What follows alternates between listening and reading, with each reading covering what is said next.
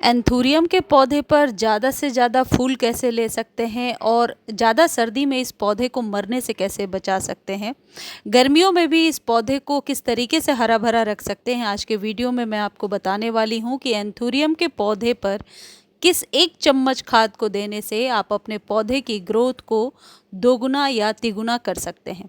यह है एंथूरियम का पौधा जो 3-4 कलर्स में अभी आपको नर्सरी में मिल जाएगा। ये 150 से लेकर के 200 रुपये के बीच में आपको नर्सरी पर अभी सर्दियों में बहुत आसानी से मिल जाएगा। ये एक ऐसा पौधा है जो पूरे साल आपके गार्डन की शोभा बढ़ाता है। यदि आप इसके रख रखाव के विषय में जानना चाहते हैं तो इसमें सबसे पहली चीज़ ये जानना ज़रूरी है कि लोकेशन क्या होनी चाहिए इस पौधे की। देखिए, नवंबर से लेकर के फ़ैब तक इस पौधे को आप ओपन में रखिए, जैसे मैंने रख रखा है बालकनी में, टेरेस पर, फुल सन में आप रख सकते हैं।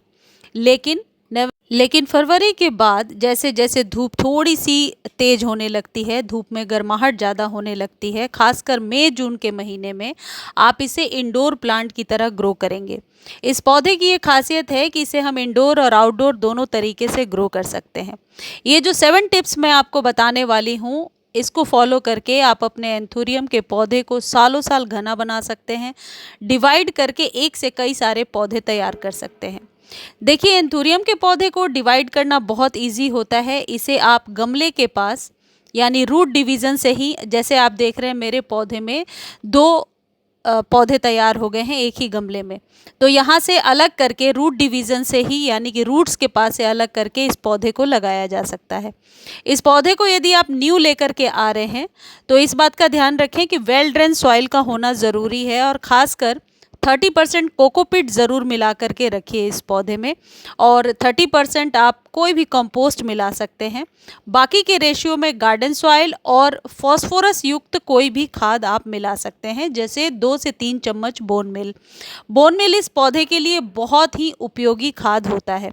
इस तरीके के पॉटिंग सॉइल में जब आप इसे लगाएंगे तो इसके रूट्स को एरिएशन यानी हवा का दबाव अच्छे से मिलता रहेगा, और ये जो कोकोपीट है ये एंथूरियम के पौधे के लिए बहुत ही सही रहता है। पौधे को पर्याप्त मात्रा में नमी मिलती रहती है और ओवर वाटर भी नहीं होता। इस पौधे को वीक में अभी 2 दिन आप पानी देंगे, सर्दियों में ओवर वाटर से ये पौधा खराब हो सकता है।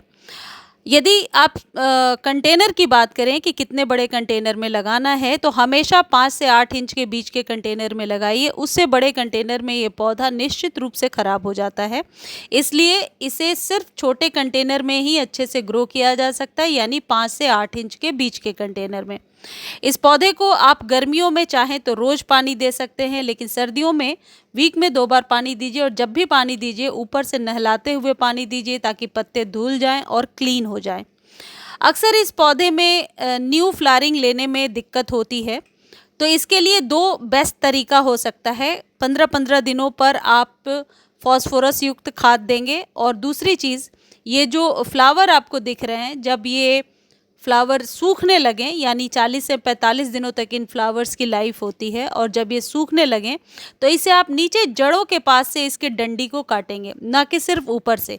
इसको डेड हेडिंग जब आप अच्छे से करेंगे तभी आप नई ग्रोथ ले पाएंगे। जहाँ से मैं अभी आपको दिखा रही हूँ वहाँ नीचे से ही इसके स्टिक को काट करके हटा दीजिए, नोच करके नहीं हटाना है, अदरवाइज जड़ों को नुकसान पहुँच सकता है। अगली चीज़ ये है कि यदि पत्ते सूख रहे हैं या पत्तों में किसी प्रकार के फंगस का अटैक हो रहा है, तो किसी भी फंजीसाइड से स्प्रे कर सकते हैं, या फिर आप नीम की खली को मिला सकते हैं शुरू में ही जब आप पौधा लगा रहे हैं, और हर एक महीने 2-2 चम्मच नीम की खली को दे सकते हैं। वैसे तो फॉस्फोरस के बहुत सारे स्रोत हैं, लेकिन फिर भी मैं 3-4 एक साथ आपको बता देती हूँ। आप हर एक 15 दिनों पर 1 चम्मच राख, जो वुड ऐश होता है, वो भी डाल सकते हैं। 4 से 5 दाने डीएपी के डाल सकते हैं, सिंगल सुपर फास्फेट डाल सकते हैं, और पोटाश 1 चम्मच डाल सकते हैं। सभी को एक साथ नहीं डालना है, आप 15-15 दिनों के गैप पर डाल सकते हैं। और इनमें से यदि कुछ भी नहीं है आपके पास, तो सिर्फ वर्मी कंपोस्ट हर एक 15 दिनों पर 1 से 2 चम्मच डालिए। वर्मी कंपोस्ट में वो सारे गुण होते हैं जो आपके पौधे के लिए ज़रूरी है, सारी मात्रा एनपीके की मिल जाती है। और यदि पौधे की ग्रोथ बिल्कुल भी नहीं हो रही है तो NPK 19-19-19 आप ले सकते हैं नर्सरी से। आधा चम्मच पानी में मिला लीजिए 1 लीटर पानी में और अच्छे से इस पौधे को स्प्रे कर दीजिए हर एक 15-15 दिनों पर। ये बात ध्यान रहे कि ज़्यादा तेज़ धूप में NPK का इस्तेमाल नहीं करना है। इस पौधे के लिए उचित पॉटिंग सॉइल और लोकेशन यदि आप सही रखेंगे तो ये पौधा अपने आप ग्रो होता रहेगा। सिर्फ मिट्टी में नमी को बना करके रखना है।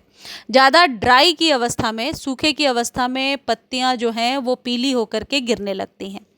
ये जो खाद मैं दे रही हूँ ये 1 चम्मच राख है और इसमें वर्मी कंपोस्ट और फंजीसाइड का मिक्सचर है।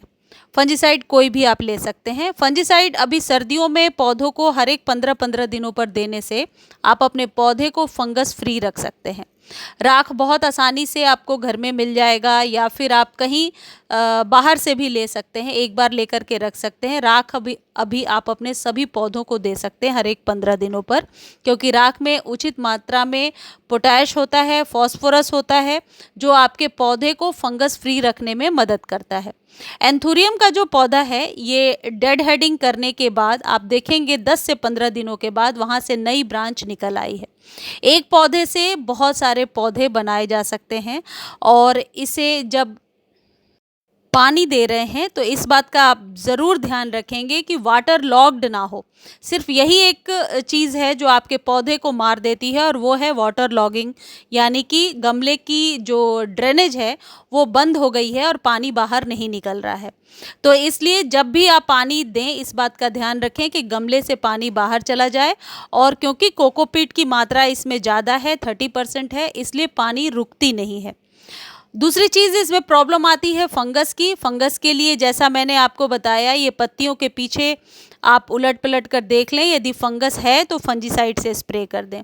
खाद हर एक 15 दिनों पर देना बहुत ज़रूरी है। यदि ये चमकदार पत्तियां आपको चाहिए ऐसी तो बहुत ज़रूरी है कि कोई भी खाद घर में जो आप यूज़ करते हैं, वर्मी कंपोस्ट हो या काऊ डंग मैन्योर हो, 1-1 चम्मच आप दीजिए और इसे छोटे कंटेनर में लगाइए।